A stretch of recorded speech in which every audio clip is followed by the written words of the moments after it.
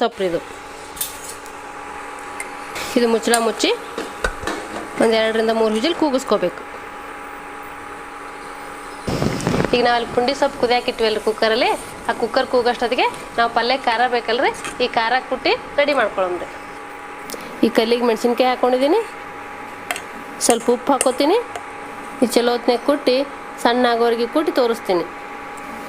ಪ್ರತಿ ಸತಿನ ಹಸಿ ಖಾರ ಯೂಸ್ ಮಾಡಾಗ ಮಿಕ್ಸಿಯಲ್ಲಿ ಹಾಕಿ ಪೇಸ್ಟ್ ಮಾಡಿ ಹಾಕೋತಿದ್ದೆ. ಈಗ ನಿಮಗೋಸ್ಕರ ನಾನೀಗಿಲ್ಲಿ ಕಲ್ಲು ಹಾಕ್ಬಿಟ್ಟು ತೋರಿಸ್ತಾ ಇದ್ದೀನಿ. ನಮ್ಮ ಮನ್ಯಾಗಿರೋ ಕಲ್ಲು ಸಾಂದ್ ಐತ್ರಿ, ಊರ ಕಡೆ ಆದ್ರೆ ದೊಡ್ಡ ಕಲ್ಲು ಇರ್ತಾವು. ನಾ ಈ ಸಣ್ಣ ಕಲ್ನಾಗೆ ಕುಟ್ಟಿ ತೋರ್ಸಾಕತ್ತೀನಿ.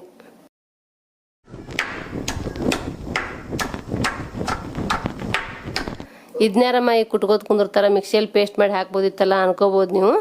ಕೆಲವೊಂದು ಅಡುಗೆಗೆ ಈ ರೀತಿ ಕುಟ್ಟಿ ಹಾಕಿ ಮಾಡಿದ್ರೆ ರುಚಿ ಬರ್ತೈತ್ರಿ.